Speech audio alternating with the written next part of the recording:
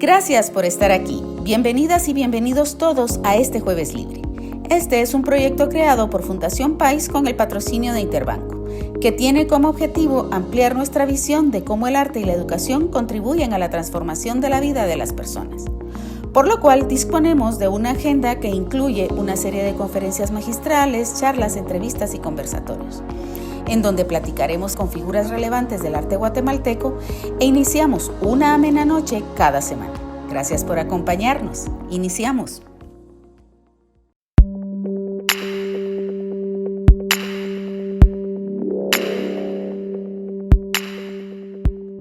Muy buenas tardes a todos. Bienvenidos a otro Jueves Libre.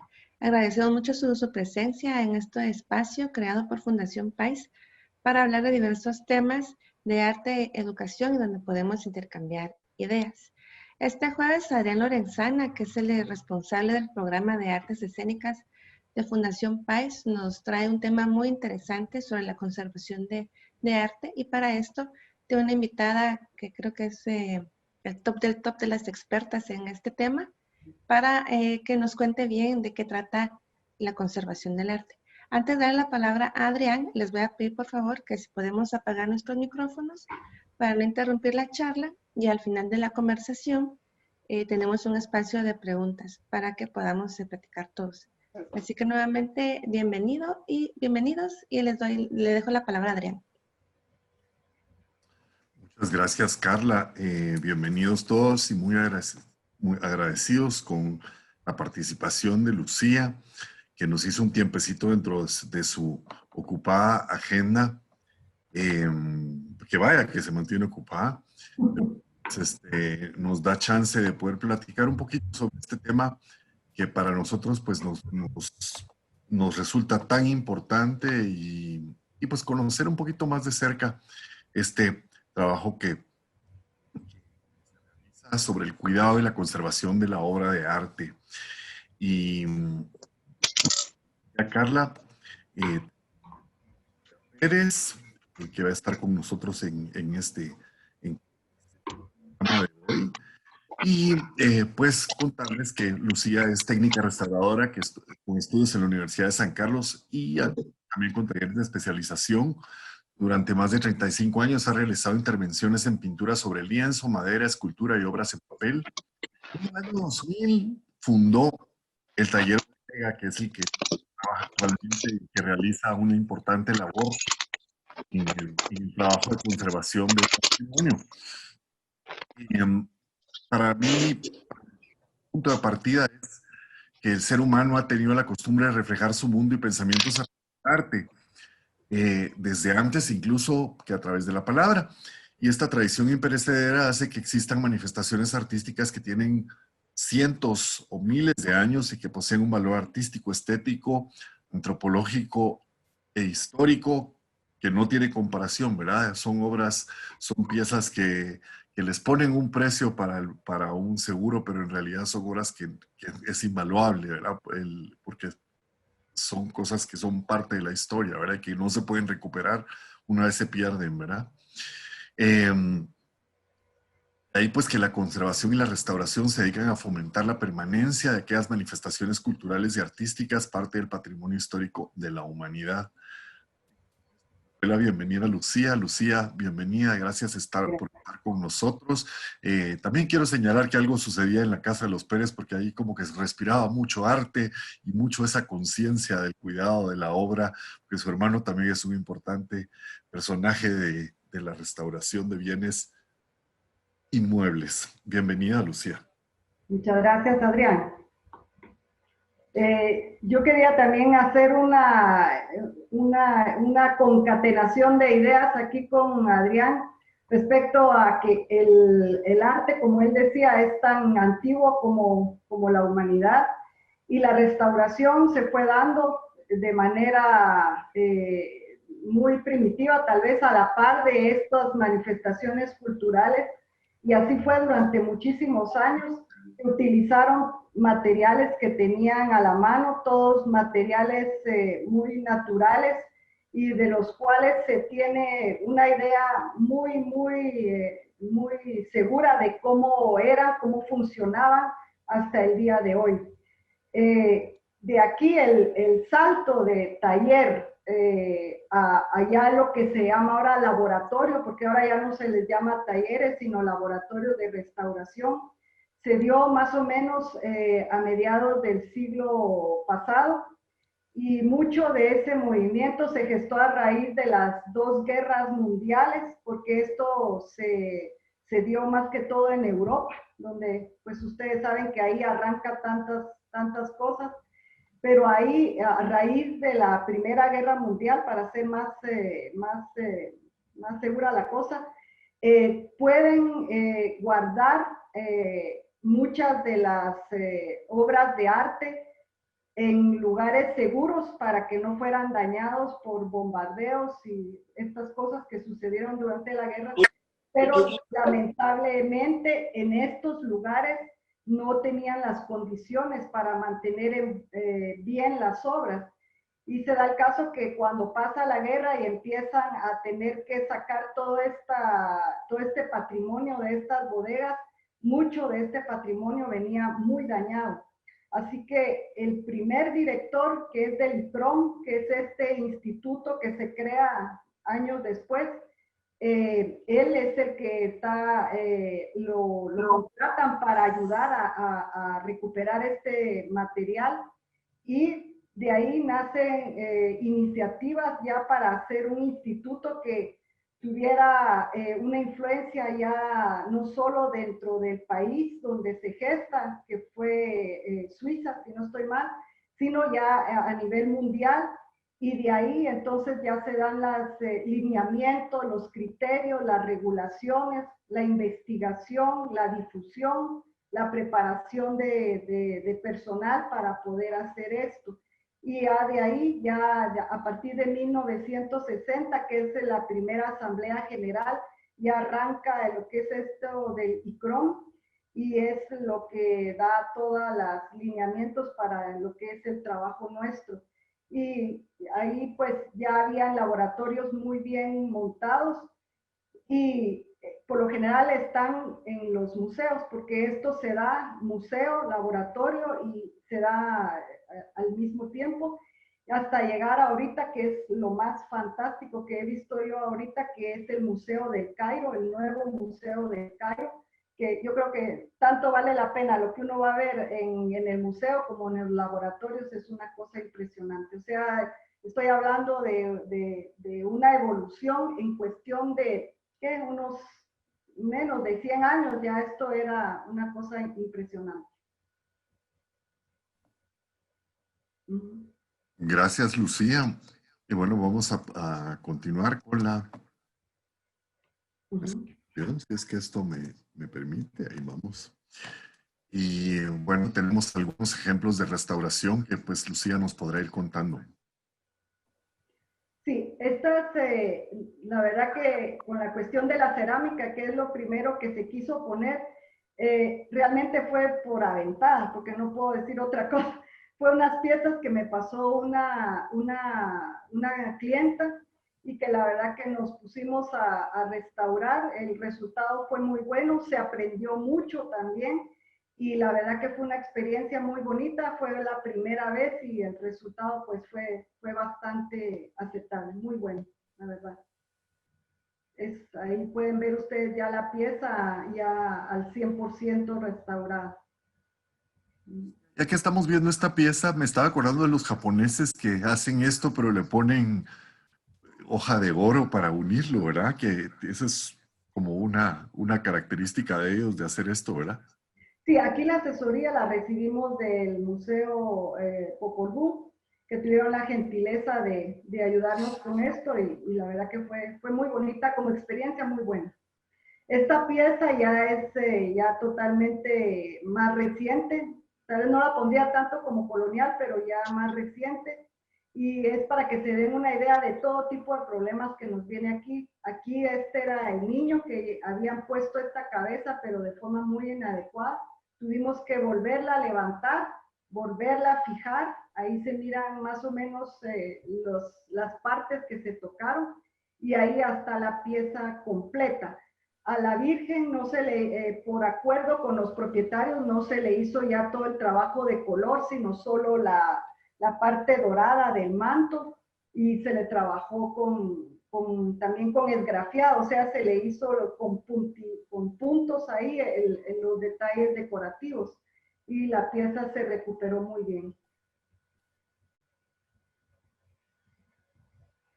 Esta es otra pieza de escultura que también vino en malas condiciones. Las manos no eran las originales, las tuvimos que cambiar porque eran muy toscas, más parecían para un hombre, ¿ya? Y en la parte de atrás es muy usual que las esculturas tengan un vacío, ¿ya? Pero ahí la tela se había roto y dejó a la luz el vacío de atrás. Las manos, como les digo, no eran para nada la proporción. Y el niño se le hizo un cambio porque por acuerdo también con los clientes quisieron que se hiciera como ya una Virgen del Rosario. Entonces se le cambió un poco la posición de los brazos al niño para que ella la pudiera cargar, lo pudiera cargar al niño. Y ahí ya estamos en la etapa de que se rellenan los faltantes en el rostro, en el ropaje. Ahí va a llevar después el color. Y al niño ya quedó con esto, los brazos en esta posición, y a él sí se le tuvo que hacer todo el encarnado de todo el cuerpo, porque venía muy deteriorado. Como que se quiso quemar, tenía unas bombitas que nos daba idea de que como que se iba a quemar el niño. Y ahí hasta encarnado solo le faltaba un poquito ya de color en las mejillas, en los codos, donde usualmente se le ponen lo que llamamos frescores. Y ahí hasta la Virgen se le mandó a hacer todas estas chispas que le llaman, y ya el niño ya está en los brazos de la Virgen. Así fue como quedó.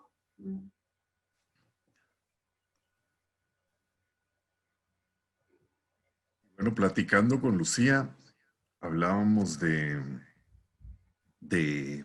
esos accidentados casos, ¿verdad? Y caso, pues, quería que nos platicara un poquito de él, porque en la restauración no se vale eso de que tuvo la buena intención, porque con la buena intención se pueden hacer, no cometer errores, sino cometer horrores. Exacto. Sí, este es un caso muy extremo, el que se dio en este lugar de España. Realmente es extremo. Y lo que les comentaba a Adrián es que lo inexplicable es que estaba a la vista en la iglesia, y ahí entró la señora e hizo este horror, pues, y la verdad nadie le paró la mano hasta que se dieron cuenta, no sé cómo. Yo he recibido así también intervenciones que he hecho no tan extremas como pero dentro de la restauración y de los problemas que se reciben, para mí el top de todos es las malas intervenciones. Es un problema tan serio tener que quitar, eliminar todo hasta llevarla al punto donde queda el original, y a veces se puede hacer, a veces ya es imposible. Llega un punto en que uno tiene que entender que ya no se puede hacer, ¿no? Pero sí, este caso es extremo, ¿no? Lucía, dirías que a veces es mucho más complicado quitar esa parte de un mal trabajo que se ha hecho digamos, con materiales que no son los adecuados, y que eventualmente pues pueden los mismos materiales que se usan dañar el original. Ah, sí, totalmente. O sea, ahí es un poquito la técnica, los materiales que totalmente no respetan el original, se montan por encima, y cuando uno tiene que recoger aquello, tiene que hacerlo de tal forma de no levantar original en el proceso. Y por supuesto, ella ha tenido, ahorita tengo una pintura cabal en proceso que le hicieron un rentelado parcial porque solo la mitad, pero lamentablemente utilizaron un adhesivo con base a solvente. Entonces ahorita esta es la parte que ahorita nos estamos meditando cómo poder, porque quedó toda la película de adhesivo pegada a la tela y la puso rígida completamente, y afectó la pintura por el otro lado. Seguramente los solventes afectaron la pintura porque está como lo que le llamamos pasmada, como blancuzca, ¿verdad? Y ahí sí, no, ya alteraron la pintura, ya no se puede, eso no se puede revertir. A veces, Lucía, habrá casos también en que las obras tengan algún daño por cómo se enmarcaron, cómo se llevaron y que el trabajo de enmarcado de aquel entonces no fue como el ideal. Sí, más que todo era por lo que ha tenido mucho es el problema de polía, porque usaron madera de la peor calidad. Entonces, lo que me viene mucho sí son marcos con polía y lamentablemente la polía se mete a los bastidores, afecta las telas, o sea, viene el problema desde el marco y ahí se mete. Esta es una pintura sobre madera, en una tablita de madera, es pequeña, preciosa la pintura. No tenía afortunadamente alabeo, la tabla, que es la parte que es un poquito más seria cuando las tablas están deformadas. El daño era más que todo en la pintura. Pero era un ejemplo, es pequeñita, totalmente de pintura doméstica para casa. Lucía, ¿es más complicado trabajar un formato pequeño, un formato mediano, un formato grande? ¿Qué dirías? ¿Cuál es tu opinión? No, no, realmente, pues para mí no es problema tanto el tamaño, son otros los problemas que sí me ponen más, un poquito más difícil la situación. Para mí lo peor, aparte de la polía y una mala intervención, es también problemas, como te decía yo, cuando me vienen tablas así alaviadas, o sea, deformadas, porque esa es muy difícil que vuelva uno a poderlas tener. Esta pintura, por ejemplo, sí venía en madera, pero al final opté por mejor trasladarla a lienzo, ya no a madera, porque era en partes, la parte central y tenía agregados en las orillas. Entonces, muy complicado, mejor la pasé a tela y al final se montó como tela. Entonces, por eso tiene esos velados, se le llama eso que se le mira blanco ahí, eso se le llama velado, y es papel japonés con grenetina, es para fijar esos pedazos mientras se hace todo el procedimiento, para no parar con pedazos fuera de lugar, ¿verdad? Es un proceso temporal, nada más mientras se trabaja la pintura. Ahí ya se está quitando, ahí es como se quedó montada en su bastidor y ahí ya está montada y ahí ya está limpia esas de las áreas que estaban muy afectadas por la humedad, porque este es el problema que tuvo, que estuvo expuesta a una humedad altísima y esa le afectó mucho. El aglutinante, el pegamento, como es natural, con la humedad se suavizó y la pintura empezó a desprenderse de la tabla. Ahí ya está, ya con su limpieza, ya está montada en su tela, ya está ya en un 80%. Estas son unas pinturas que ya las habían intervenido cabalmente, pero las intervinieron pésimamente. Tenían un empastado en un montón de lugares y no respetaron el original, se montaron sobre el original y estaba rígida la pintura, súper rígida. Ahí ya está fuera de su bastidor, pero tenía deformaciones bastante. Ahí ya se había corregido las deformaciones, ya tenía sus bases, sus pastas nuevas. Ahí se mira ya limpia como quedó cuando se limpió y se eliminó eso. Y aquí ya está terminada, ya con sus integraciones ya listas. Pero sí, un problema muy serio eran las deformaciones que tenía esta pintura.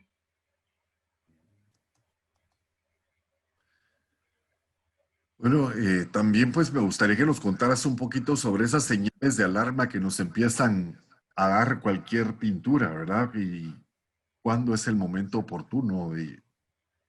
Sí, mira, con una pintura, ya sea sobre lienzo, sobre madera, digamos, este tipo de craquelado como que estamos viendo al lado izquierdo, este tal vez no plantea mucho riesgo cuanto es una reacción de la pintura y eso sí siempre es hay que ser muy explícito uno con el cliente o con sea, de que el craquelado ya no es reversible. Ese ya media de la pintura es no llegar al caso de la pintura del lado derecho, donde la pintura ya se está empezando a caer. Esa es una señal donde uno empieza a ver que la pintura está cayendo, ahí hay un problema, puede ser humedad, mala técnica, ¿ya? Que la base ya está, no tiene lo que llamamos nosotros cohesión, ¿no? Ya no, el aglutinante ya no está funcionando, ¿ya? Entonces empieza a caerse y nos deja acabar la tela o la madera expuesta, totalmente se cae.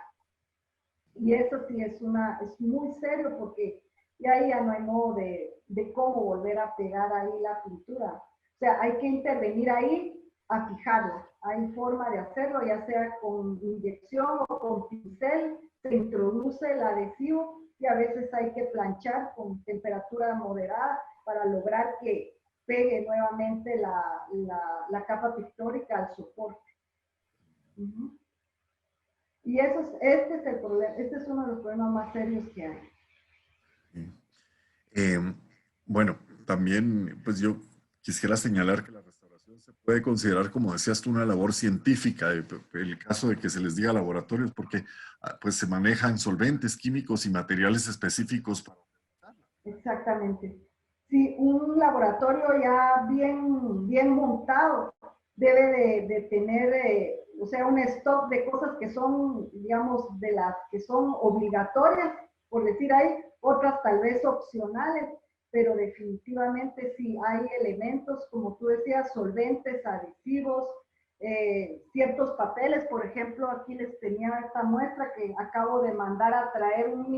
Es muy importante que un restaurador tenga lo que se llaman muestrarios de los materiales, porque por ejemplo yo trabajo mucho con papel japonés, pero de papel japonés, increíble, esta es la cantidad de posibilidades que hay. Entonces uno tiene que tener posibilidad de poder ver el grosor, la textura, verlo contra luz, porque de esas características depende ya lo que uno necesite.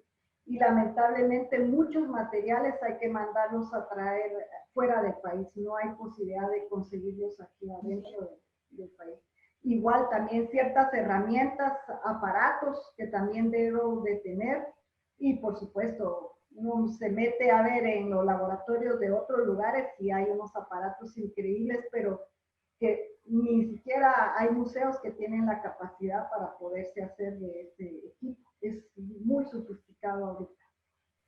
Lucía, yo no sé si es algo nuevo, pero pues yo he notado que algunos museos ahora tienen como estos espacios con, pues hay vidrio, pero que uno puede ver el trabajo que están realizando de restauración.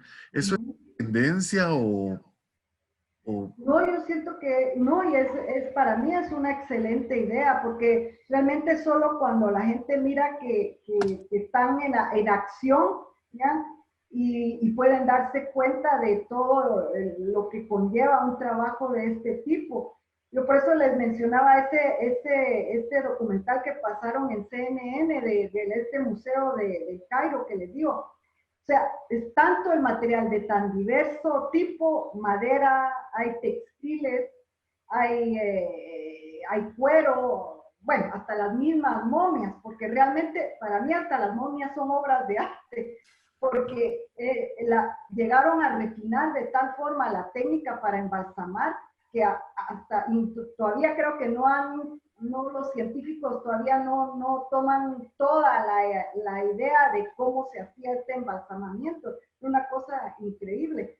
Pero a lo que voy es que sí permiten, la cosa es que permiten que se haga un grupo y que puedan ver un momento cómo es que se hace este trabajo. Pero por supuesto sí tienen que ser muy selectivos en las personas, porque no es una oportunidad que uno le pueda dar a cualquier persona de poder pasar y ver esto, porque sea como sea, ahí hay cosas muy valiosas, definitivamente. Sí, como que hay un vidrio, pero esa posibilidad de ver que están trabajando. Esa parte viva, digamos viva, de darle vida de vuelta a determinadas cosas, ¿verdad?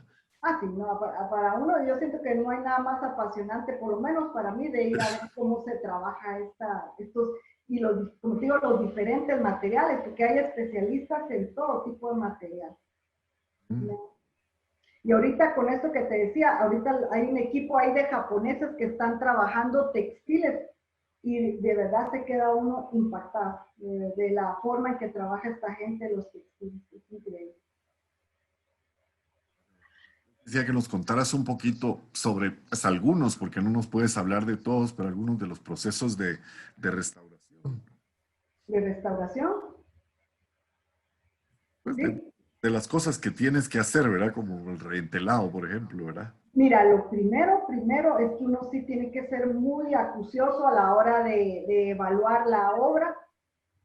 Muchas veces los clientes quieren que en el momento uno les dé una opinión, inclusive hasta un costo, pero es imposible. Realmente hay cosas que se pueden ver en una primera evaluación, pero hay otras que ya no, que hasta que uno las manipula ya se da cuenta. Pero la evaluación es importantísimo y ya después al tenerlas en el taller y ya poderlas desarmar, uno puede ver si el bastidor realmente cumple con las características que debe tener, porque es increíble, no toman conciencia de lo importante que es algo tan sencillo como un bastidor, es importantísimo. La madera, la forma en que está hecha, la tensión que se le da a la pintura, son cosas sencillas, pero que a la larga tienen mucha importancia. Por ejemplo, hay muchos, la mayoría de bastidores no les lijan la orilla exterior donde la tela hay, y las fibras con los años se vuelven muy resecas y quebradizas. Entonces empieza a romper la tela. Ese filo que le dejan ahí empieza a romper la tela. Cuando nosotros hacemos los bastidores, nos proponemos a lijarle todas las orillas que tengan filo para no tener ese problema. Y ya de ahí, lo que te digo es que por ejemplo, los rentelados son procedimientos que evaluamos muy bien hacer, porque lo que se trata es que sean métodos lo menos invasivos. Entonces utilizamos adhesivos que realmente queden en película y que no penetren en la tela y se nos vayan a la obra, ¿ya? Por ejemplo, la cera, por eso la cera es casi ya no debería de utilizarse, porque no controlas. La cera calienta, entra, penetra entre la textura de la tela y se va para la pintura. Ya no hay forma de revertir la tela. Lucía, estas pequeñas, no sé cómo llamarlas, como paletitas de madera que pudimos Las observar. cuñas. Las Sí, cuñas. ¿nos podrías contar un poquito cuál es el sentido de tener este tipo de bastidor? Fíjate que eso sí es importante porque para poder montar y tensar la tela, o sea, no es nomás, bueno, ojalá que jala ya y ya está, no, hay que hacerlo de forma de que sea la tensión correcta, ni mucho ni poco. Cuando con el tiempo a veces las telas resultan flojas, tampoco es bueno porque por lo general se hace un bolsón en el fondo, o sea, en la parte de abajo, y ahí empieza a dar problema de deformación. Las cuñas, lo que se hace es que cuando está bien hecho, se le da golpes en las cuñas, y las cuñas lo que hacen es expanden el bastidor al sentido horizontal y así para este sentido. No hay necesidad entonces de desmontar la tela y volverla otra vez a tensar. Solo con las cuñas ya logra uno darle otra vez la tensión adecuada que debe de tener la pintura. Esa es toda la razón de estas cuñas. Y no siempre las hacen bien. Yo he encontrado que aparentemente tienen cuñas, pero como que solo de adorno, porque a la hora de la hora uno las golpea y se quedan trabadas, no hacen el trabajo que deben hacer.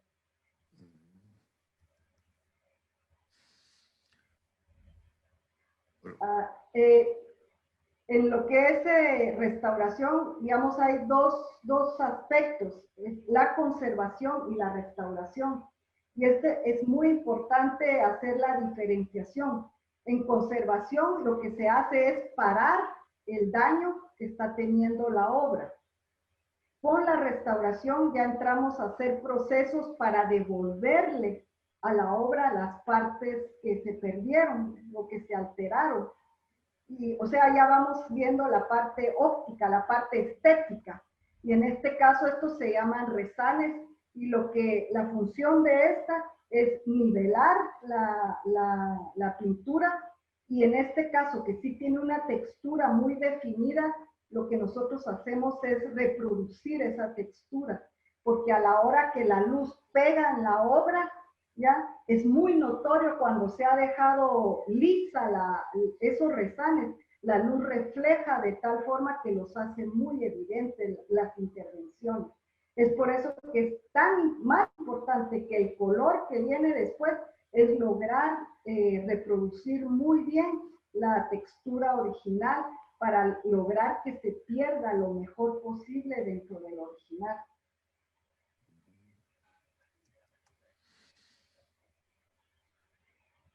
Este es el uso del bisturí, que la verdad te digo que eso sí se usa para quitar cuando son, digamos, intervenciones ya de óleos muy viejos o pastas muy viejas y duras que se han montado encima del original. Y sí, eso sí es algo que lleva años, ¿cómo se llama? Tener la mano y todo para no dañar el original que está debajo. O sea, el uso del bisturí es bien delicado y lleva años el poderlo manejar bien. Pero es una herramienta indispensable en el taller. Sí, bueno, hablaste de la humedad, pero también pues hay otros factores del medio ambiente que pueden ser enemigos de las obras. Fíjate que las obras hasta cierto punto se adaptan bien a sus medios. A veces el problema son lo que yo le llamo picos.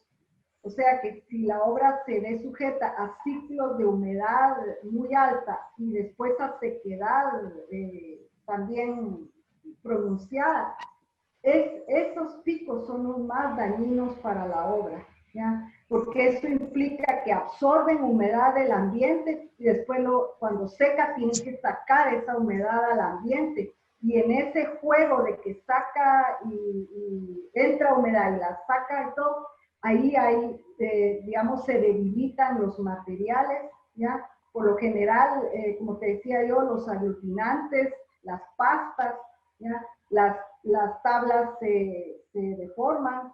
Si es piedra, por ejemplo, le crea un ciclo con las sales que se cristalizan y adentro, y después otra vez ya a haber humedad, ya se revierte, digamos, la cristalización, pero en ese ciclo también debilita la piedra. Y aquí en Guatemala la mayoría de piedra que utilizaron los mayas para hacer sus monolitos y estas cosas, es un tipo de piedra que es muy, muy delicada y muy dada a que pase esto que te estoy diciendo. Y es por eso que, digamos, en Tacalica Baja hay mucha piedra que si la gente la ha observado tiene como agujeritos. Y esto se le llama meteorismo, y es porque el agua va penetrando y haciendo este ciclo de las sales y se va haciendo estas como poros de diferente tamaño. Y eso es, por una parte, ayuda a ver si la pieza es original o no, porque que pase esto en la naturaleza lleva muchos años para hacerse. Es muy difícil de reproducir. Sí, recordaba yo que alguna vez decían que era necesario para frenar un poquito el daño de la piedra caliza que las rociaban, que les echaban agua. ¿Eso sería bueno o sería malo? No, mira, de todos modos, cuando nosotros utilizamos agua aquí en el taller, y eso es para todo tipo de material, el agua que se debe de usar tiene que ser agua desmineralizada, ¿ya? Nosotros usamos las que vienen ¿cómo se llama? En los tambos de las salvavidas, porque realmente yo la uso más que todo para el papel. Y cuando tengo que intervenir alguna obra, tal vez de pintura, si tengo que limpiar y el agua me está funcionando, pues esa agua uso. Porque lo importante es que no tenga los minerales disueltos, porque estos tienden después a sedimentarse ahí en el material. Entonces, y eso es general para piedra, para todo tipo de... Y un laboratorio bien montado tendría que tener una planta de desmineralización, pero ahí ya estamos hablando, como te digo, de un taller que va a manejar, o sea, una cantidad importante de materiales. Un taller pequeño, una planta de desmineralización, ya te digo, es bastante cara. Estabas hablando de cómo la humedad es pues de las cosas que afectan mucho. De alguna manera, tú podrías decir que las obras de arte, particularmente los cuadros, crean alguna especie de microclimas a partir de la humedad y de estas cuestiones del medio ambiente. Sí, se crea un microclima, definitivamente. Y mira, créame que esto de la humedad tiene dos caras. La cara negativa, lo que yo te decía del debilitamiento de los materiales, que también son propicios también para el crecimiento de ciertos microorganismos, pero a la vez la humedad a mí me ha servido, por ejemplo, para, en el papel, es utilísima el agua, porque si son papeles muy rígidos, que tienen ya un proceso de oxidación, de que están muy frágiles, el agua es fantástica para volverles a dar otra vez la elasticidad, le remueve suciedad, impurezas, porque al meterse dentro de la textura de la tela, obligadamente expulsan todos los contaminantes que tienen. O sea, la humedad es un término muy amplio y tiene su parte buena y por supuesto su parte muy mala. Más que todo, como te decía, con cambios estructurales en ciertos materiales orgánicos, pero también propicia mucho el crecimiento del microorganismo como los hongos, que son dificilísimos de eliminar. Y los famosos ácaros. Fíjate que esto más que todo se da en textiles y la verdad no es un campo en lo que yo me maneje mucho. ¿Verdad? Ya es una plaga que a veces se encuentra en los textiles, pero ahí ya estamos hablando de otra rama muy, muy específica de restauración. Y aquí en Guatemala no hay absolutamente, bueno, que yo sepa, no sé, pero no hay nadie que realmente sea experto en textiles. No. Con esta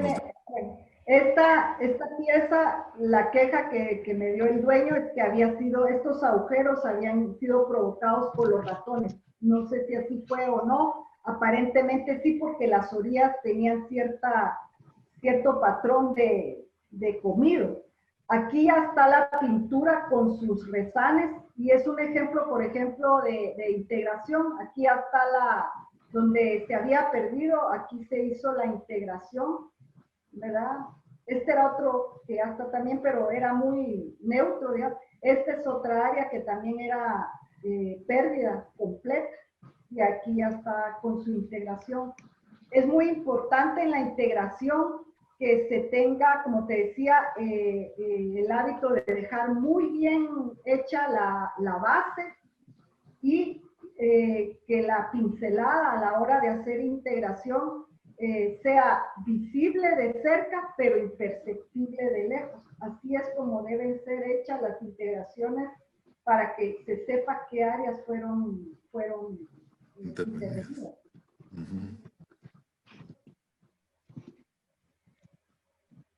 Esta es bastante reciente, que la trabajamos, es un autorretrato de doña Antonia Matos, estaba en malísimas condiciones, y de estas son cuatro obras las que hay, una tras otra, pero todas estaban guardadas de una forma, pero grave.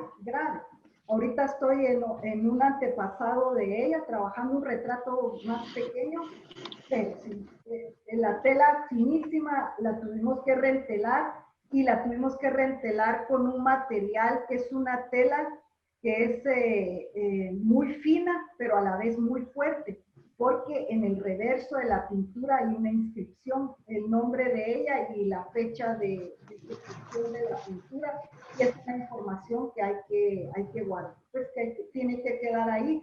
Entonces se utilizó una tela que se consigue fuera del país, que es para hacer cabalmente un tipo de rentelado donde se puede ver todavía el reverso de la pintura. Sí, ya que estamos hablando de Antonia Matos, recuerdo que ella pues tuvo un tipo de censura en unas series de su obra, que eran los desnudos masculinos que les pintaron estos como trajes de baño y esto, ¿verdad? ¿Nos puedes platicar un poquito de esto? ¿Qué se hace en estos casos cuando te topas con algo así? Mira, la verdad, ahí sí que, ¿qué te puedo decir? Mi trabajo más que todo es de otro tipo, pero sí yo sé que causó mucho revuelo, pero la verdad te digo que ahí sí que para mentes estrechas, aquí creo que hay mucho, ¿no? Y son estudios y por supuesto si era sobre el cuerpo humano, yo creo que ahí sí que ya haberle creado este tipo es como niños Dios, para hacerte una comparación. Yo he recibido niños Dios que les han hecho su pañalito porque tenían su parte pues descubierta. ¿Y qué hacen? Encolan un trapo y todo y le hacen su pañalito ahí al niño.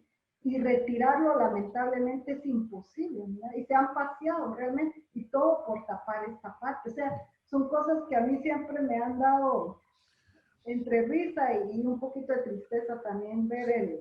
Más mi pregunta, Lucía, iba en línea de que tú como restauradora, ¿consideras que estas obras de Antonia Matos habría que intervenirlas para quitarles este negro que le aplicaron, o lo dejarías ahí como parte de la historia de la obra? No sé, o sea... Sí, mira, lo que pasa es que yo mucho como trabajo en lo privado, es también yo tengo que platicarlo con los propietarios, ¿no? Yo en lo personal, yo sí se lo quitaría, porque definitivamente es una, como dices tú, un acto de censura que no tiene, para mí no tendría cabida en esta situación, pero cuando yo trabajo con el cliente sí tengo que estar muy en consonancia con lo que él quiere. Sí, Para claro. serte muy franca, sí me llegó una obra en la que específicamente me pidieron que le quitara el pene a una figura masculina y que se lo quitara. Y tuve que quitárselo y hacerle un retinte como que no había estado ahí, ¿verdad? Me chocó, pero sí ¿qué se va a hacer? El cliente siempre tiene la razón. Es que no puedo ver, no se puede. Ahí tengo la foto, pero no la quise pasar, la verdad. Aquí está. Esta es una pieza muy interesante que se trabajó in situ, en donde estaba la propiedad, un apartamento, porque la pieza era enorme. Y lamentablemente todos estos elementos que estaban fuera del cuadro principal estaban muy frágiles. Ya habían tenido problema de polía, ya la habían tratado, pero solo parcialmente. Y todas las piezas estaban por dentro, ya solo estaba la capa de la capa pictórica, todo lo demás ya estaba vacío. Entonces ahí mismo tuvimos que hacer un procedimiento que se llama velado, y lo hicimos con unos papeles japoneses impregnados en cera. Entonces ahí logramos quitar literalmente toda la capa pictórica hasta dejar nada más el fondo de la pieza. Y no fue uno, fueron varios. Y tuvimos que, ahí pueden ver la foto general donde están las partes que tuvimos que levantar. Aquí ya están con su respectivo velado. Tuvimos que descubrir la pieza por atrás y habían hecho todo el entramado nuevo, pero la polía seguía ahí. Entonces tuvimos que fumigar ahí mismo en el apartamento también. Aquí a la pieza ya la estábamos quitándole el velado porque ya se le había hecho, ya se le había colocado el nuevo soporte. ¿ya? Y ahí ya se va levantando el papel japonés para dejar a descubierto otra vez ya la pintura. Y aquí tuvimos que utilizar un material que muchos yo sé que detestan, que es la masía que se usa automotriz, pero lamentablemente no teníamos una ventana de tiempo muy grande para poder ir a hacer injertos con madera u otra cosa. Así que tuvimos que recurrir a la masía para tapar esos agujeros y ya dejar la superficie lista para ir a pegar otra vez las piezas, ¿ya? Y ahí ya quedó ya la pieza nuevamente, ya con todas sus partes ya nuevamente bien. Mira, aquí estamos viendo algo que a mí me parece interesante, ¿verdad? Porque hay toda una época de la pintura moderna en Guatemala que está hecha sobre estos soportes de maderas prensadas. Ajá. Entonces fueron como el boom, porque de repente todos trabajaban en masonita, todos trabajaban en tablex, todos trabajaban en plywood. Uh-huh. Su- pues supongo que pues ha de haber sido más accesible, pero también pues a la vez debe haber sido, pues son de las pinturas que dan más problema hoy en día de esa época. ¿Qué nos podrías contar de eso? Sí, sí, definitivamente yo he tenido que intervenir, pero de verdad, cantidad de piezas con ese mismo problema, que lo que nosotros le llamamos el soporte primario, o sea, sobre lo que está la pintura hecha, me ha venido de plywood, de madera de pésima calidad, y también hay una cosa que se llama Durpanel. Esa sí es un poquito más difícil que le entra a la polilla, pero le ha entrado también. Y estos son unos dolores de cabeza espantosos porque realmente a veces hay que hacer injertos grandes de madera para rellenar esas cavernas, así se llaman esos espacios que quedan, porque si no fácilmente, ya me ha pasado, una vez agarré la pieza y el dedo se me fue de largo porque ya había una caverna ahí. Entonces hay que manejarlas con un cuidado, que es muy fácil que la capa pictórica ceda y se hace un agujero involuntariamente. Ya me ha pasado lamentablemente. Por lo mismo hay que hacerle una enorme inversión de tiempo. Y hay una pieza que se trabajó cabalmente de la Fundación PAI, de un salvadoreño, que se le tuvo que cambiar todo a madera de esta madera tratada que se llama, porque toda ya venía tremendamente apolillada. Fue un trabajar porque tuvimos que removerle casi las 3/4 partes del soporte hasta dejar la capa más próxima a la obra y ponerle una plancha nueva de madera tratada, porque estaba imposible. Sí, el Durpanel también tiene esta cuestión de que en los extremos a veces se empieza a desintegrar, ¿verdad? Que eso creo que también es otro de los problemas. Y ahorita que estaba pensando, también ha habido piezas que yo he visto que el artista directamente clavó y el clavito está perdido por ahí en medio de la capa pictórica y eventualmente empieza a dar problema. Y fíjate que el Durpanel tal vez el de antes, sí daba este problema que como son hechos con digamos, residuos de madera por presión y algún tipo de adhesivo, y no lo cual será, hacen estas planchas.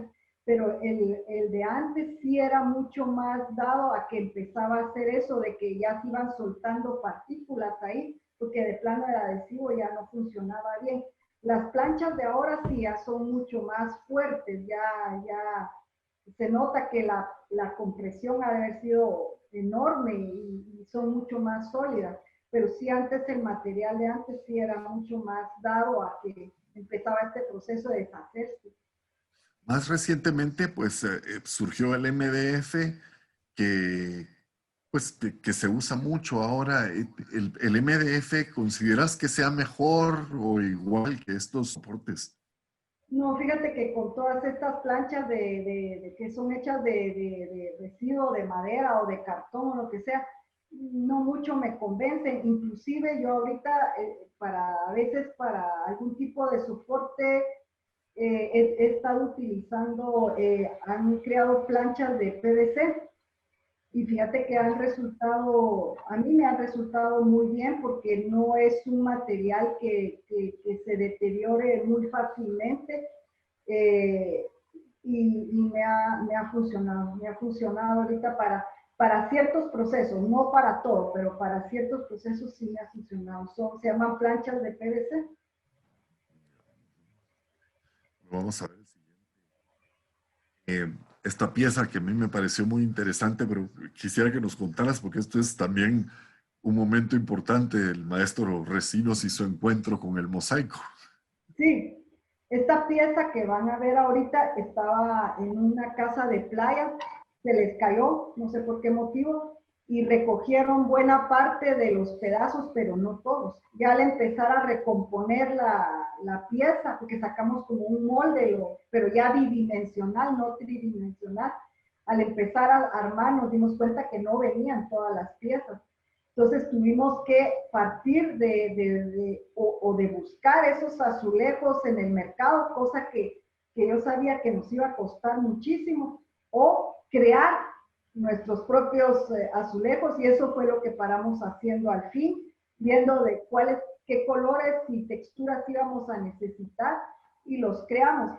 Y ante todo me preocupé porque el acabado final, que tiene que ser brillante, no fuera con cualquier tipo de material, sino elegí un tipo de barniz que es a base de lo que le llaman de dos componentes, que son sumamente duros, porque yo sabía que esta pieza tenía que regresar a ese medio.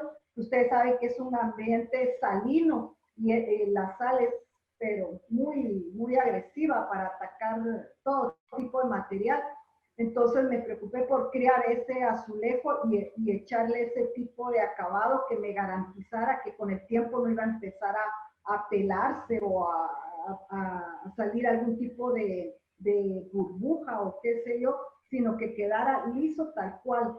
Y la verdad es que se logró un buen acabado, y el estuco que va en medio del azulejo también se trabajó de forma que se perdiera lo más posible las intervenciones. Nos hicieron llegar una fotografía, entonces pudimos aislar los pedazos que faltaban y sobre eso crearle el patrón para que hasta el patrón de los pedacitos se pareciera lo más posible a como estaba en su forma original. Y sí se logró bastante bien. Lucía, ahorita que mencionaste esto me parece interesante. Eh, o sea que sí es como importante para un coleccionista el poder tener este registro de sus obras cuando suceden cosas de este tipo. Ah, sí, no, eso sí, esa foto nos ayudó un montón. Aunque no era una foto muy buena, al hacerle ya el aumento, tal vez se perdía un poquito el detalle en el color, ¿verdad? Porque definitivamente, pero lo que queríamos más que todo era ver el patrón de los pedacitos para que los cortes y la posición en que lo pusimos fuera, como te decía, lo más parecido a como estaba originalmente. Y esa foto fue la que de verdad nos ayudó un montón. Sin esa foto nos hubiera costado muchísimo y el resultado no hubiera sido el mismo. O sea, las fotos son de verdad importantísimas. Y aquí bueno, también te tuviste otro reto, porque también era el estuco existente en la pieza, pues era un estuco ya con cierta pátina de tiempo y esto. Entonces también tenías como que buscar.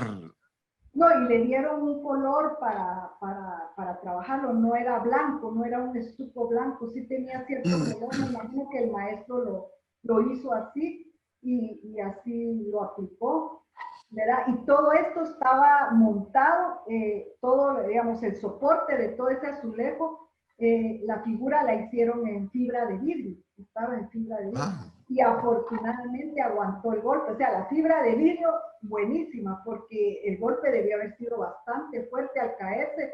No tuvo ningún problema. Eso fue de verdad buenísimo. wow. Uh-huh. Y, y bueno, llegamos a un punto muy importante y muy interesante porque es la obra en papel que es muy linda, y la obra gráfica, pero que también nos da muchos dolores de cabeza y muchas veces es por el manejo. eh, ¿Cuentas un poquito de esto? Sí, esta es una técnica realmente un poquito particular, ya porque es entre fotografía le echaron encima algo para envejecer. El resultado es que el producto, pienso yo, que le echaron, creó algún tipo de reacción que hizo que se levantara la película y regresar eso ahí también quiso mucha labor de paciencia porque no siempre coinciden ya ese es el problema con esto, que a veces inclusive tienden como a encogerse, entonces volver otra vez a que casen los bordes es bastante complicado. De la obra gráfica, ¿verdad? Que puede ser como delicado. Decía que a veces es también el manejo, a veces es como está guardada y bueno, Sí, es que es definitivo.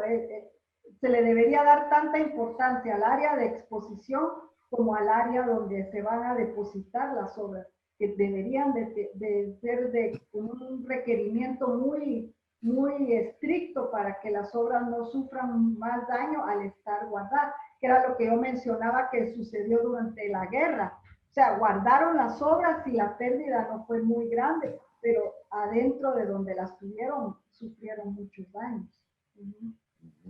Estas obras, ahí se miran ustedes que a veces el tape, el masking tape, eso es lo más usual en las obras cuando me llegan, que tienen todo el resto de adhesivo o la resina, más que todo en el tape que se usaba antes, ese adhesivo mancha el papel y lo peor de todo es que lo vuelve muy quebradizo, muy frágil el papel, porque totalmente lo altera.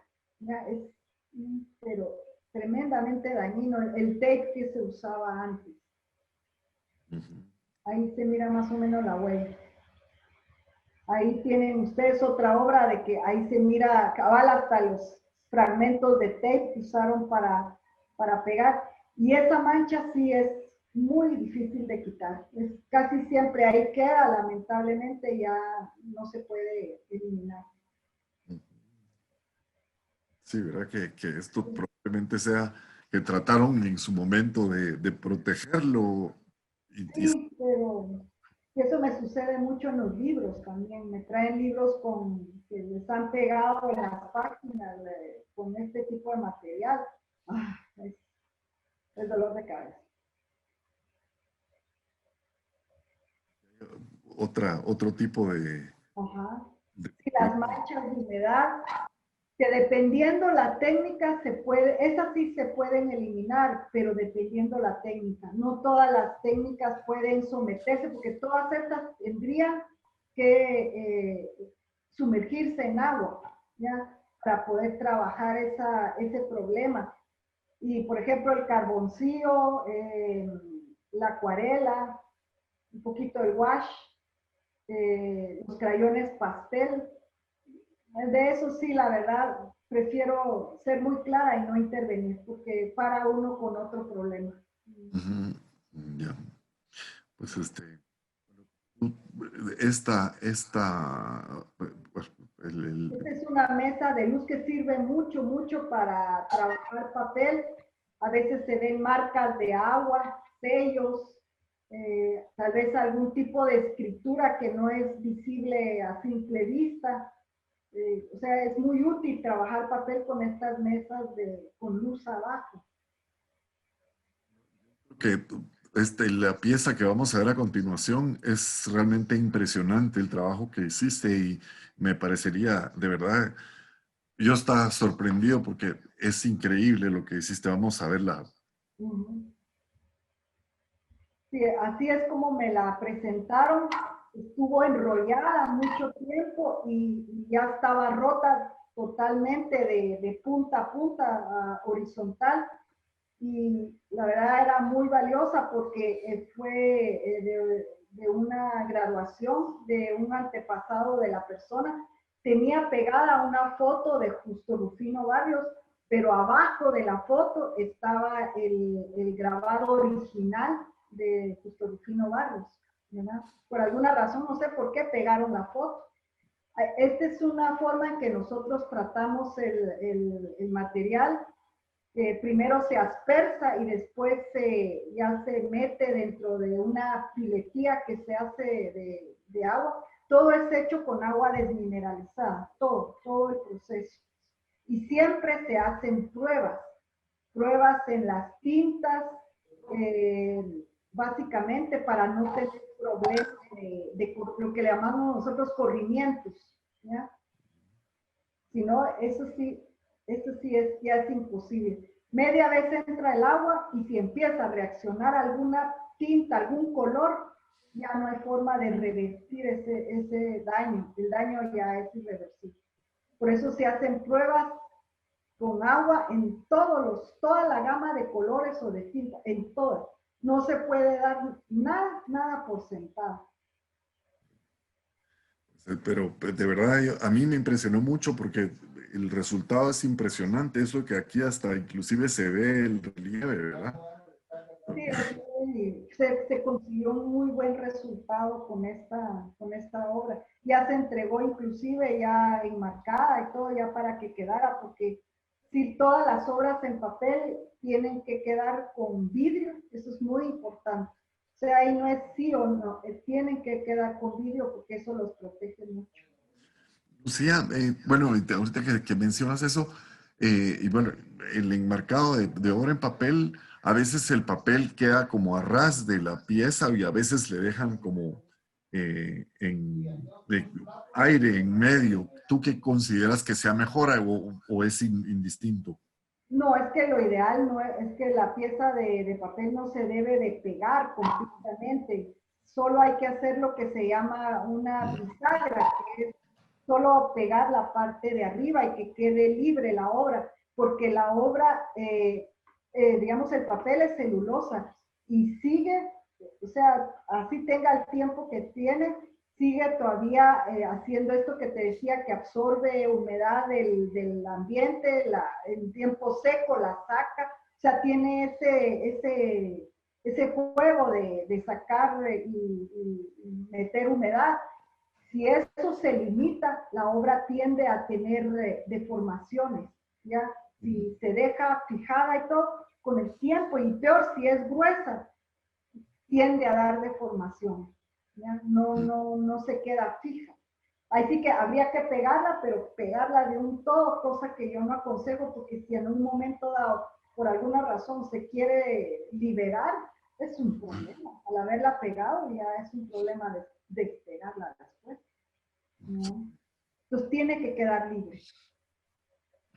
Y esa es otra cosa, que lo que tenga en contacto el cartón de atrás y el cartón de Passepartout, es lo que a veces me canso de decir, tiene que ser un tipo de cartón que se llama libre de ácido, que es el cartón que con el tiempo no se deteriora, porque mucho del papel, el deterioro no viene de la obra en sí, sino viene del material con el que está teniendo contacto, sea cartón de pésima calidad, o de estos materiales como el cartón piedra o estos que están hechos con desechos de madera.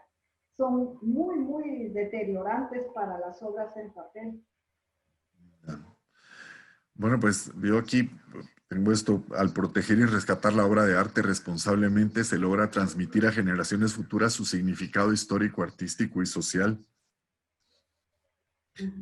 Que creo que pues definitivamente pues de alguna manera tú te constituyes en un apoyo al guardián, a los guardianes de las obras, de todas las piezas que se constituyen un patrimonio, ¿verdad?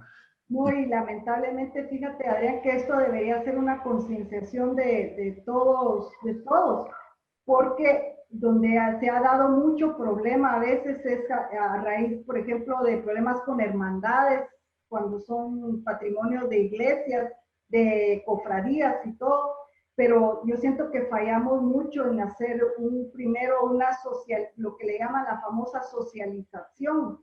Uno no puede llegar a imponer a la gente cosas, porque lo que se crea es ya una animadversión. Lo que hay que hacer es trabajar mucho, entablar ya un tipo de relación donde ya la gente está más receptiva a sugerencias y a cosas así. Yo porque lo viví estando aquí trabajando en Antigua, hubo un problema aquí en la iglesia de San Pedro Las Huertas, que no tuvieron esa socialización con la gente, querían hacer algunos trabajos en el repello de la iglesia y fue tan mala la relación que en cuestión de una noche, con piochas y de todo, se bajaron en una noche el repello de la iglesia. O sea, esa fue la reacción de la gente, ¿ya? Y eso lo viví yo, fue en el tiempo que yo estuve aquí, que ese fue el resultado. O sea, es cuestión de que la gente puede ir aprendiendo el cuidado de sus piezas, pero hay que primero entablar algún tipo de diálogo y plática con la gente, pues, ¿verdad? Claro. Y digamos, ¿qué consejo le darías tú a las personas que tienen estas obras de arte en su casa? O sea, tú como restauradora, ¿qué le dirías como para que apoyen el que las obras se mantengan de una mejor manera? Mira, es cuestión, yo siento que ya, como dijera yo, dentro de la familia, siempre tal vez hay alguien que es un poquito más sensible hacia estas cosas, porque yo te digo, varía mucho también el aspecto generacional, porque la mayoría de mis clientes ya son de cierta edad, en que ellos, sea por devoción, por cariño, por lo que sea, se interesan, invierten, están conscientes, pero ya a nivel generacional ya como que cambia el asunto. Y muchos de ellos me han dicho que mejor hacen ellos la inversión, el trabajo, para ya dejarle las piezas ya restauradas a las nuevas generaciones. El trabajo yo siento que sí tendría que ser con generaciones más recientes. Y mucha gente hereda patrimonio y te digo, no, si es piezas coloniales, religiosas, la verdad te digo, ya no les interesa mucho. Ya ahorita ya la vida se ha ido en cierta forma simplificando y minimizando y ahorita ya los gustos también han variado mucho y lamentablemente, o sea, hemos caído que ya cierto tipo de arte pues ya no tiene para ellos el mismo valor que tiene para otras generaciones. Yo creo que ya es un cambio generacional, por decirlo así. Entonces, ¿qué te puedo decir? Ahí sí que nada más es que los que sí tienen esa sensibilidad y todo, pues que, ¿verdad? Son los que realmente se interesan, ¿verdad? Por mantener estas piezas. Bueno, yo quisiera que compartiéramos, bueno, si nos hace favor, Carla, de ver si pueden escribir preguntas que quieran hacer. Y yo quisiera que compartiéramos un video que nos facilitó Lucía y que pues me parece a mí súper interesante. Es un proceso complicado y difícil, pero bueno, igual de difícil y complicado fue para ella realizarlo. Es una cosa donde se ve, este es un movimiento prácticamente de museo, no es un movimiento que sea usual pero bueno, veámoslo para que Lucía nos cuente un poquito de este proceso. Esta pieza fue hace más o menos, calculo yo, la verdad no, ahorita no me recuerdo mucho la fecha, pero fue hace como 10 años. Es en una casa en zona 10, tenían un mural que es atribuido a Mérida, porque la verdad no hay nada que lo identifique como tal. Pero el detalle curioso es que definitivamente la pieza fue hecha armada dentro de la casa, porque de todas las puertas de ingreso al salón donde estaba, ninguna tenía las dimensiones como para que la hubieran podido ingresar por alguna de estas piezas, de estas puertas. Ellos, esta casa la iban a dar en alquiler los dueños y querían quitar mejor esta obra. Fue realmente un reto porque no se sabía exactamente cómo la habían fijado al muro. Primero se tuvo que hacer una labor de protegerlo para poder proceder a los trabajos. El tamaño del área donde se pudo trabajar era mínimo, o sea, había una abertura muy, muy pequeña y habían, las piezas son de un material que se llama aguilit, que era hecho cabal con residuo de madera, así comprimido. Y todas estas planchas las habían fijado con cientos de clavos de 5 pulgadas, enormes clavos, al muro. Y entre los clavos introdujeron mezcla. Entonces se tuvo que agarrar con barrenos, hacer unas extensiones de broca que llegaran hasta ese punto y empezar a botar todo el material y a dejar los clavos expuestos para empezarlos a arrancar. Ese proceso fue largo, de varios días, con varios hombres, y aquí estamos procediendo a ya quitarlo. En ese entonces no sabíamos cuánto podía pesar esta pieza, y afortunadamente mi asistente tomó todas las precauciones, porque si no hubiera sido un desastre. Al final se supo que pesaba más o menos como aproximadamente 1 tonelada, unos 20 quintales, y se tuvo que hacer un trabajo de preparación antes de sacarlo. Ahí pueden ver ustedes las huellas de los agujeros dejados por los clavos más grandes. Se tuvo que retirar parte del material de atrás y se le hizo un repello de un material que se llama repello plástico, que se puede trabajar en el momento. ¿Ya? Ahí están viendo ustedes en ese baño, se mezcla el polvo con un material que aglutina, y eso se le echó de repello en la parte de atrás porque había mucho del material que ya se estaba desprendiendo, y las juntas también estaban abiertas, las juntas de las diferentes planchas se tuvo que rellenar con este mismo material y repellar. Mientras tanto llegó un ingeniero que trabajaba para la familia porque había que ver cómo se sacaba de ahí, y al final se eligió un punto de un muro donde se tuvo que botar literalmente, y que colindaba con unas jardineras, y en esas jardineras se colocaron unos rieles donde se podía resbalar la pieza, y ahí está el personal de Canis, que fue el que se encargó de trasladar esa pieza. Se pusieron en unas que le llaman tortuguitas, que son con patines, pero que soportan pesos grandes. Ahí está el muro que ya se había abierto, y ahí ya lo están pasando encima de las jardineras. Y afuera ya estaba esta maquinaria que se mandó también a pedir. Esta era la más grande que tenían para pesos grandes. Y ahí ya lo están colocando los muchachos. Llevaron un tipo que le llaman low boy, que es una plataforma baja, porque se iba a ir la pieza en el montacarga, y el montacarga iba a subir a esta plataforma, y se hizo un día domingo para que el tráfico estuviera bastante fluido, y se trasladó a una galería donde pasó un buen tiempo. Estuvo expuesto un tiempo porque armó una retrospectiva de Carlos Mérida, estuvo en exposición, pero después, por la imposibilidad de venderlo, porque no hubo quien estuviera anuente a comprarlo, se le hizo ¿cómo se llama? Con tablayeso se le hizo una como pared para dejarla oculta, pero a raíz de que la galería tenía que trasladarse, pidieron favor que sacaran la pieza,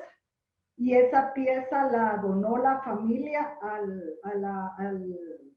al museo, a la Universidad Francisco Marroquín, y ya está colocada en el frontispicio del auditorio, ¿cómo se llama? Gutiérrez, ¿cómo se llama? ahorita se me fue el nombre, bueno, pero está ahí frente Juan a Bautista Gutiérrez. Juan Bautista Gutiérrez, ahí está colocada ahorita. Se le creó una estructura metálica en lugar de madera como la que tenía ahorita, y ahí se montó.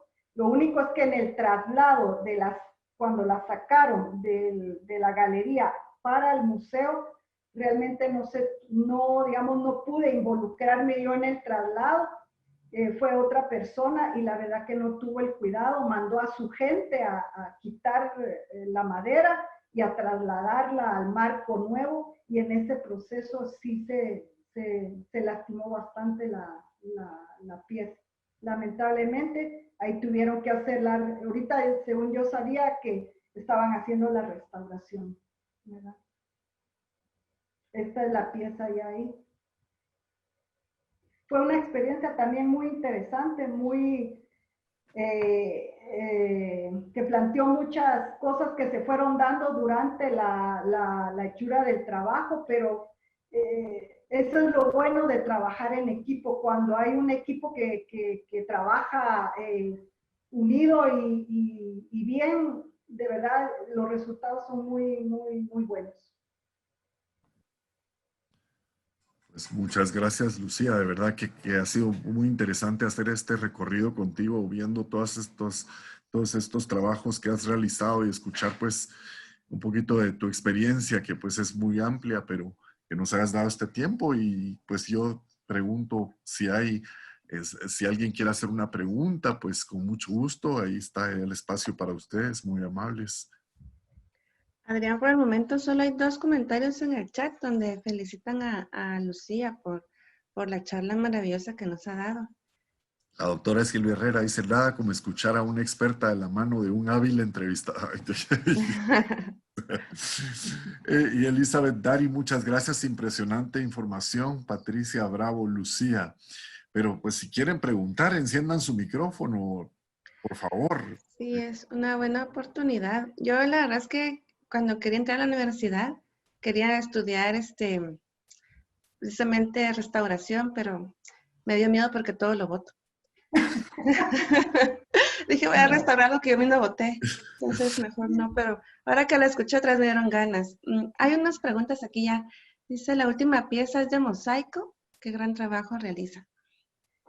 No, la última pieza, creo que fue esta que acabamos de pasar las fotos. Esta fue hecha de un material que se llama aguilit, que son planchas como decía, de despojo de madera que se comprime y se forman planchas usualmente de 4x8 pies. E irónicamente, el aguilit, bueno, a mí me parece horrible, pero parece que sí se ha mantenido a través del tiempo. El cielo faltoso de la municipalidad, si lo ven, es de aguilit, solo que está pintado ¿verdad? Yo creo que ya no se hace este material, pero No. debe haber sido, era como planchas preconstruidas que tenían, ¿verdad? Sí. Ahí menciona Silvia que tenía asbesto, cosa que no sé, y eso que el trabajo se hizo con la familia, la propietaria de esto, de alguna forma ellos también tuvieron dentro de sus empresas, creo yo, también fabricaban este material, o sea, ellos también tenían este conocimiento de este material. Ana Ayer pregunta, ¿dónde se estudia la carrera de restauración? En mi experiencia, y eso yo creo que se lo daría para todos los que se interesan por eso, es que en la San Carlos, en Humanidades está la carrera, solo a nivel técnico, pero la realidad, por experiencia propia, les digo que es muy pobre la formación.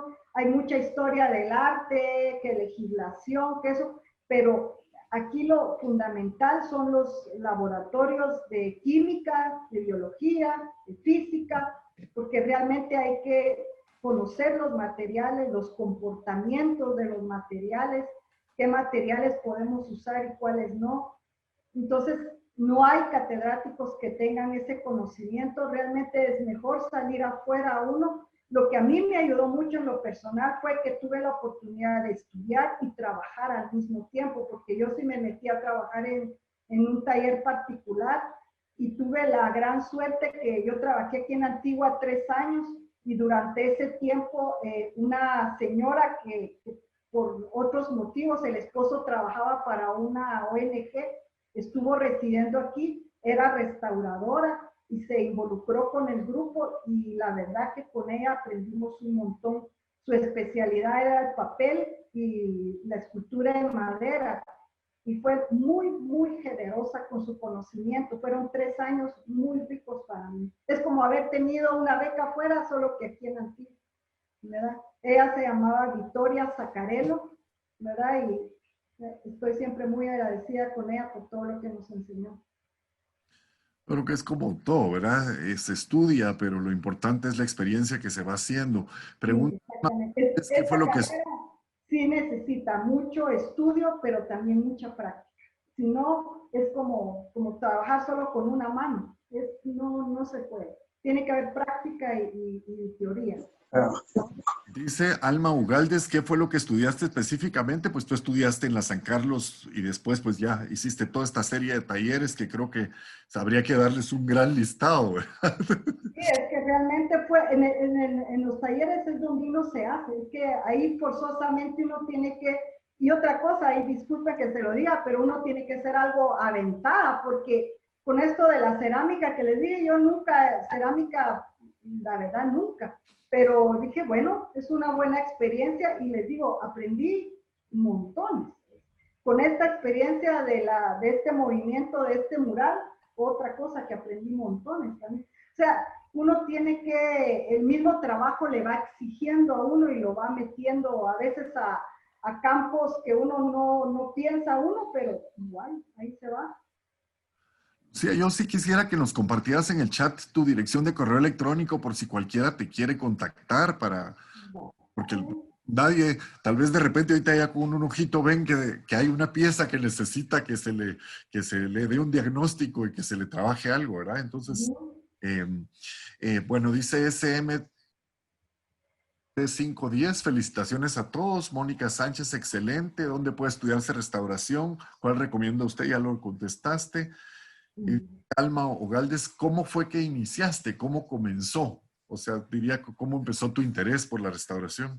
Fue algo realmente así que ni yo me dedicaba a otra cosa, pero fue por una prima que estaba con esta inquietud artística, por decir así, y llevó unos papeles que ella había recogido ahí en la San Carlos. Y me puse yo a curiosearlo y me llamó mucho la atención que había esta carrera que ni idea tenía. Y siempre, como dice Adrián, como que ha habido un poquito de la vena artística en la familia, me interesó mucho.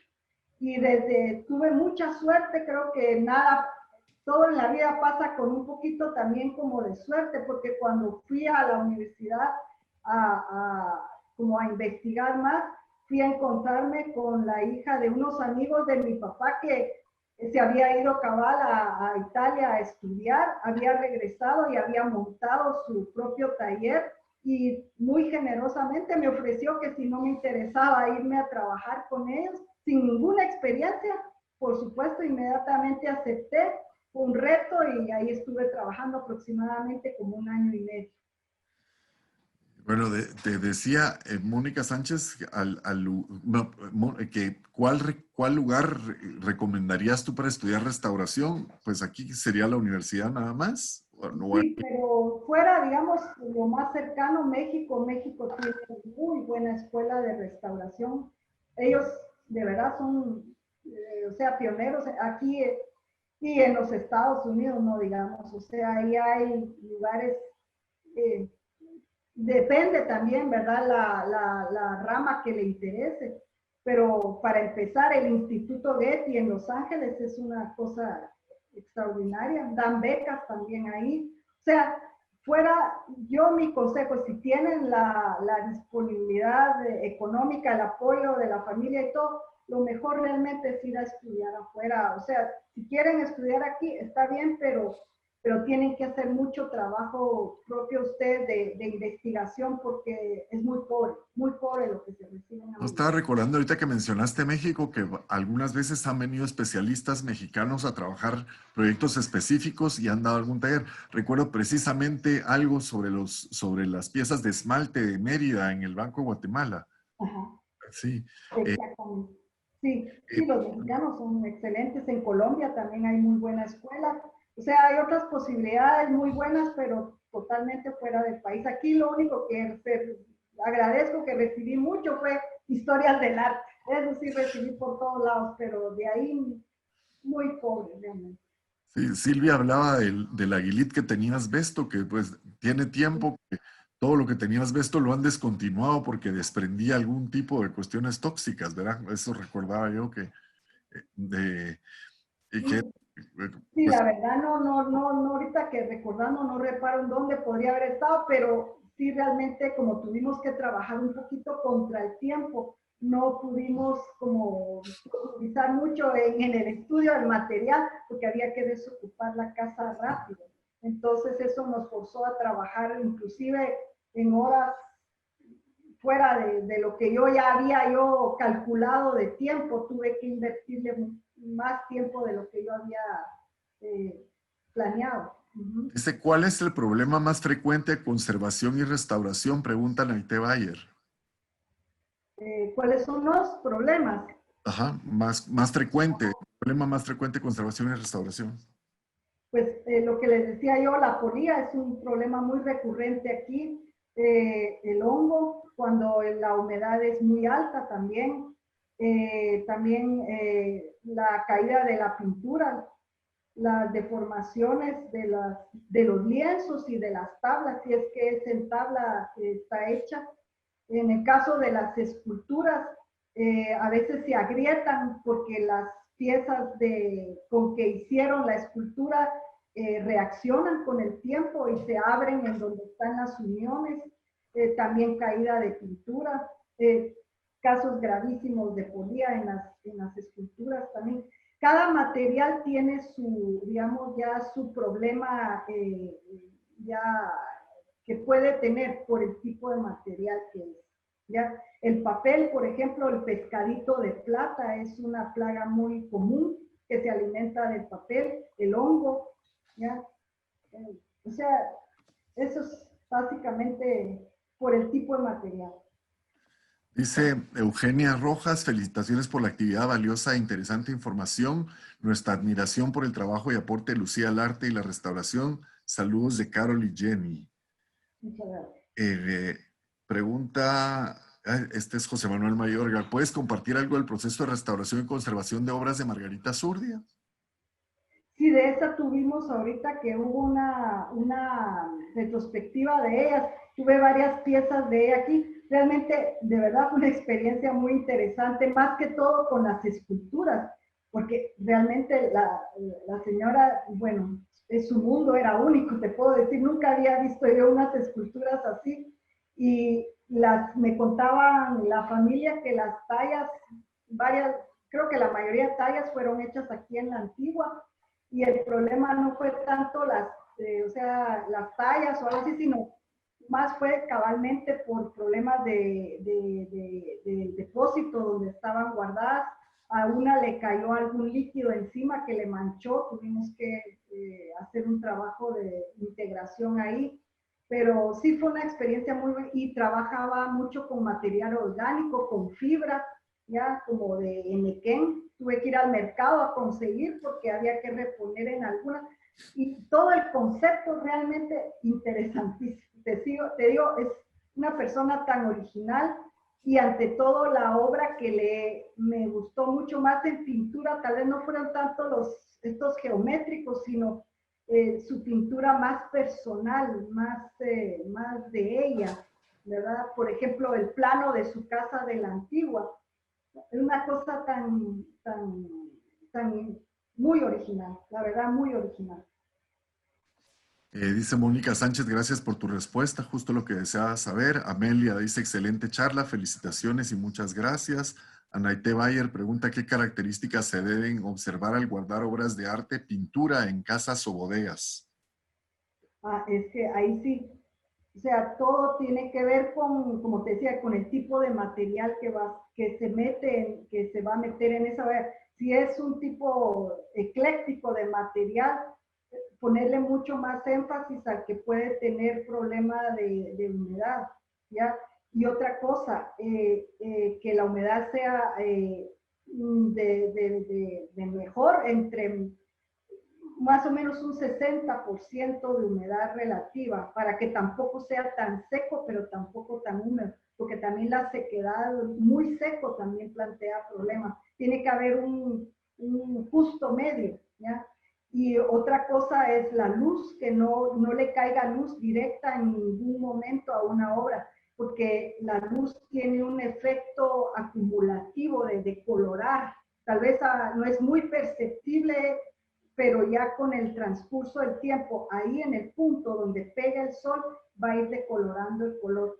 El óleo es el menos, es el que menos reacciona, pero ya los acrílicos, no digamos acuarelas y todo este tipo de obra en papel, es sumamente delicado para el sol. Entonces sí hay que tomar en cuenta, como te digo, que reúna esas condiciones mínimas de humedad, de iluminación, ¿verdad? Para evitar que hayan daños en las obras. Lucía, quisiera poner tu correo electrónico aquí en el chat. ¿Cuál es? Es Taller Botega, Con doble G, ¿verdad? B grande, O, T, T, Sí. G, Botega, @gmail.com. Okay. Por si a alguien le interesa, aquí está. Dice Manuel Guzmán. Manuelito, mucho gusto. Hola, buenas noches, felicidades. Solo no, hay solo aquí Botega es doble T y una G. Perdón. Ay. T y una G. Ya con doble G. No, doble T y una G nada más. Okay.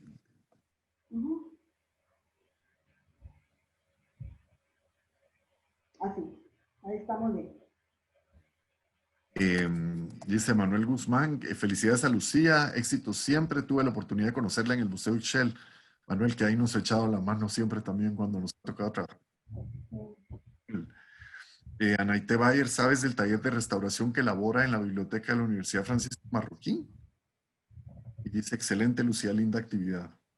Sí, no lo conozco personalmente, sé que ahí trabajan porque por supuesto lo que ellos tienen solo a base de donaciones, lo que tienen ahí es difícil, los mapas también, y esa es una oportunidad que he estado teniendo ahorita de trabajar algunos mapas antiguos, que también es una muy bonita experiencia porque algunos vienen todavía montados como libros. Entonces hay que liberarlos porque la gente ya los quiere ver ya montados. Entonces todo el proceso desde desprenderlos hasta montarlos en un nuevo soporte es muy bonito. Es una experiencia muy bonita. Y en la Marroquín tienen material precioso. Definitivamente tenían que tener un taller, un laboratorio porque es definitivo.